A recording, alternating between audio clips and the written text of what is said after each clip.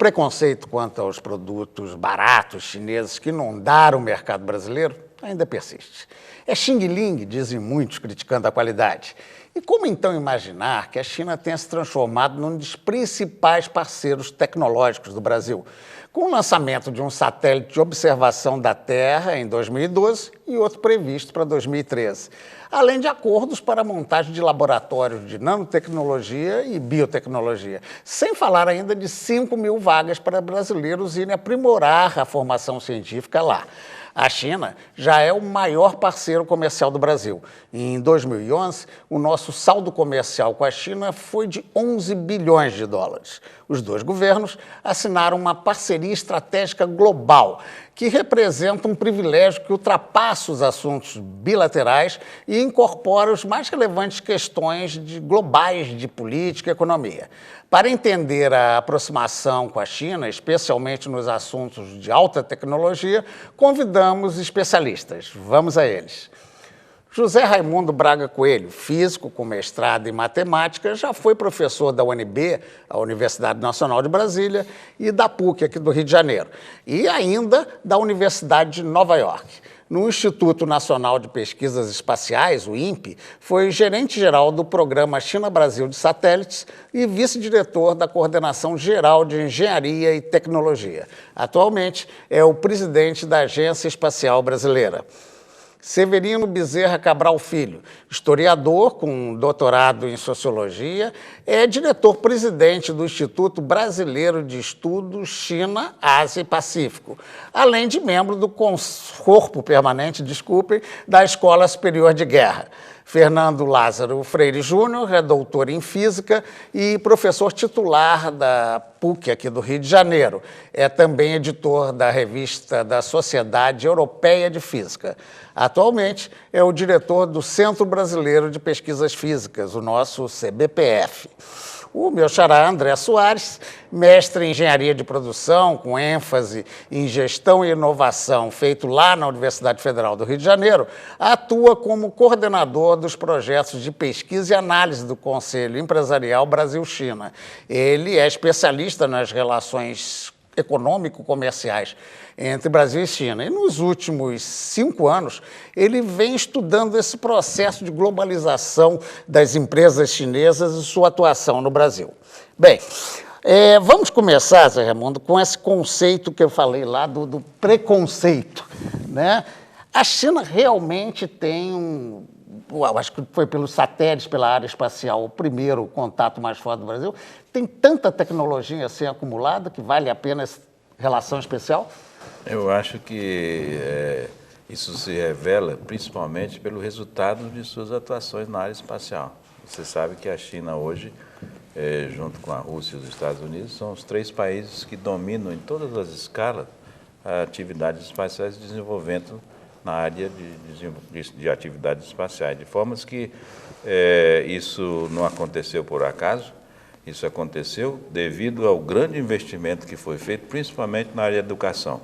Na China, eu acho que temos que considerar desde o início que existem 2 critérios importantes. Primeiro é qualidade, certo? Segundo é escala.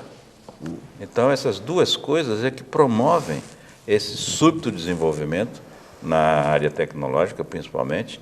E eu diria o seguinte, esse preconceito que no passado existia, ele deve começar a não existir mais, porque hoje os produtos que são fabricados pela China e na China, eles não são mais desse tipo que você citou aqui no início. E principalmente devido ao grande número de empresas estrangeiras que estão na China. Digo só para você o seguinte, existem estatísticas que demonstram que 50% do que é exportado para os Estados Unidos é desenvolvido por empresas americanas na China. Então, eu acho que isso é suficiente para... É suficiente para quebrar esse estigma. Quebrar um pouco, né? esse estigma e também o paradigma, né? Severino, eu me lembro que no século passado, digamos assim, pouco antes do ano 2000, eu ali vinculado à ABI, Associação Brasileira de Imprensa, fui convidado para o encontro da Escola Superior de Guerra com os jornalistas. Evidentemente que eu, como sou da geração 68 lá, já fiquei com o pé atrás, negócios milicos, né? Aliados do americano, aquela coisa toda. E Ali, um teórico da Escola Superior de Guerra já falava claramente, temos que quebrar essa ideia norte-sul da aliança com os Estados Unidos, isso vai dar conflito, nosso aliado primordial tem que ser a China. Evidentemente, levei um susto, né? Porque é um país tradicionalmente conhecido como um país comunista, um país socialista, não tinha nada a ver, né, com tudo que a gente tinha passado em 64. Por que isso, essa estratégia diferenciada? Bom, tem uma explicação, digamos, mais antiga, porque você foi no final do século XX, né? Nos anos 70, quando o Brasil ainda não tinha estabelecido relações com a China popular, mantinha relações com a China nacionalista, um diplomata que foi membro do corpo permanente da Escola Superior de Guerra colocou para o auditório da escola a necessidade de voltar os olhos para a China, que emergia já como potência, porque acabava de entrar para o Conselho de Segurança das Nações Unidas como membro permanente, dotada já de um poder nuclear, já tinha explodido inclusive uma bomba de hidrogênio e já tinha acabado de lançar um satélite espacial, isso em 1970.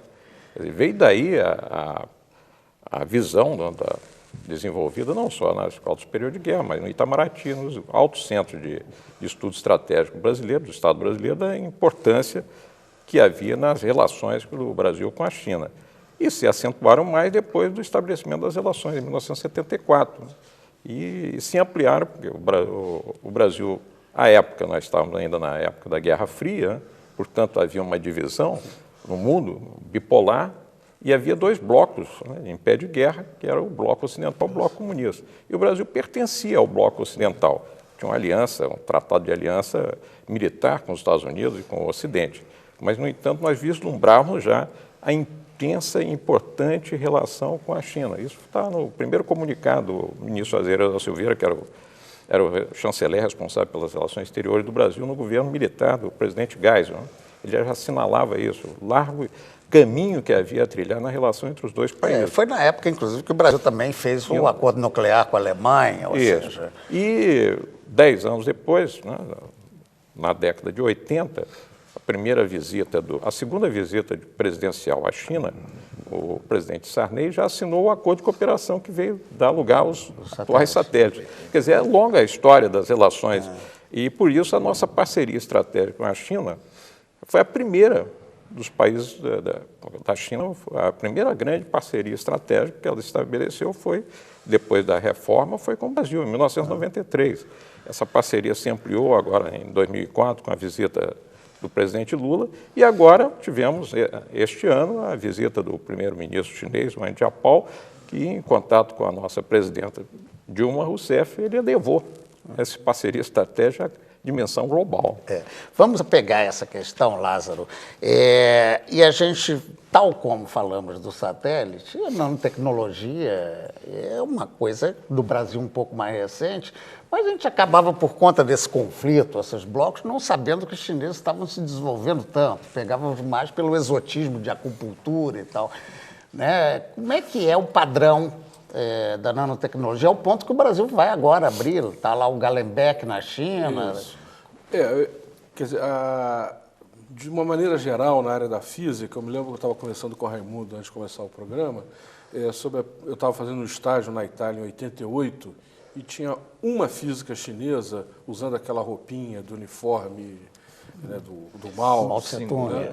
E agora você vai numa conferência internacional de qualquer área da física, química, ciência dos materiais, e tem uma multidão de físicos, cientistas chineses. Então, da quantidade, em geral, sai a qualidade. Eu tenho contato com um físico americano que vai muito à China, e ele chama atenção para um ponto. Os membros da Academia de Ciência da China, que assumiram na época da Revolução Cultural, que tinha uma visão muito estreita de ciência, meio dogmática e tal, eles estão sendo postos de lado pela idade e estão sendo substituídos por uma geração de altíssimo nível, padrão mundial top. Então, não é surpresa nenhuma que a China tenha contribuições importantes em todas as áreas, na área nuclear, na área espacial, na nanotecnologia, em materiais, nas ciências dos materiais.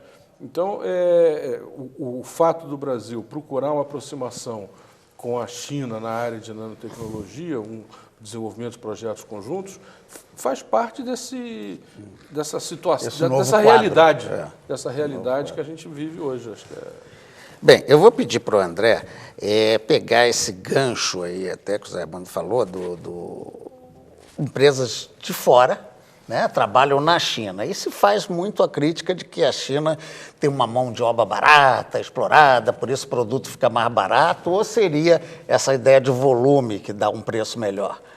Aos produtos chineses, no caso. Bom, no início você poderia dizer sim, que a mão de obra barata era uma fonte de vantagem competitiva para as empresas chinesas. A questão é que se você pegar nos últimos 10 anos, essa é uma vantagem que vem já se erodindo. Você já não consegue achar mão de obra tão barata quanto antes. Se você pegar o salário do trabalhador chinês, da mão de obra na fábrica, ele está hoje em torno de 320, 330 dólares. Que se você multiplicar por 2, dá os nossos 640, 660 reais. Então, esse tipo de vantagem ela já não existe mais. O que existe é uma vantagem que a China foi acumulando nos últimos 30 anos, no qual ela foi abrindo o seu mercado, de formar grandes clusters de produção, no qual esses clusters de produção você tinha não só o montador final do produto, mas também sua linha de fornecedores, tudo integrado com uma ótima infraestrutura e uma ótima plataforma para exportação.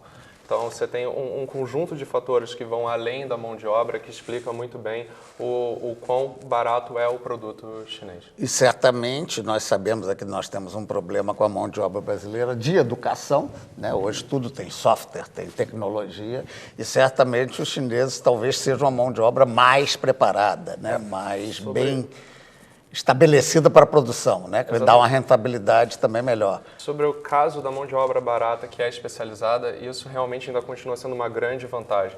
Se você pegar o salário do engenheiro chinês, hoje ele está em torno de 5 mil a 7 mil renminbi. Divide por 3, vai dar isso em reais. Então, enquanto um cientista chinês trabalha numa empresa, você contrata, enquanto um cientista brasileiro trabalha numa empresa no Brasil, você contrata 3 cientistas chineses. Quando você tem um americano, você contrata 7 chineses. Então, isso dá para eles um poder de aplicar em pesquisa e desenvolvimento que outras empresas não E barateando o produto final, evidentemente. Exatamente, barateando o projeto do produto final, que é diferente só da montagem do produto final. Então, essa vantagem que há 10 anos atrás existia muito bem com a mão de obra do chão de fábrica, hoje em dia é muito bem vista numa mão de obra especializada. Para você ver, a China forma por ano 1,6 milhões de engenheiros, o que é um número absurdo. Assim, você não tem vaga de trabalho suficiente para absorver toda essa mão de obra qualificada. O Zé Armando começou a rir aqui já com a questão brasileira, mas vamos fazer aqui um breve intervalo. 1 milhão de engenheiros, acho que nós, em todas as áreas, nós não formamos 1 milhão. O número de estudantes do ensino superior não chega a 4 milhões no Brasil. Mas também nós somos 193. Não, claro, são, a vantagem. E além da mão de obra, vamos dizer, qualificada a baixo custo, no caso é qualificada mesmo, são engenheiros e físicos, químicos, eles estão repatriando muitos cientistas que foram formados nos Estados Unidos. Porque você vai numa universidade americana, no departamento de física, tem ciências materiais, chinês, só tem chinês, coreano. E alguns eles conseguiram trazer de volta. Bem, muitos. deixa para aprofundar isso, fazer um breve intervalo, a gente volta já com a discussão que já está esquentando aqui. Tá? Até já, um instantinho só que a gente volta logo.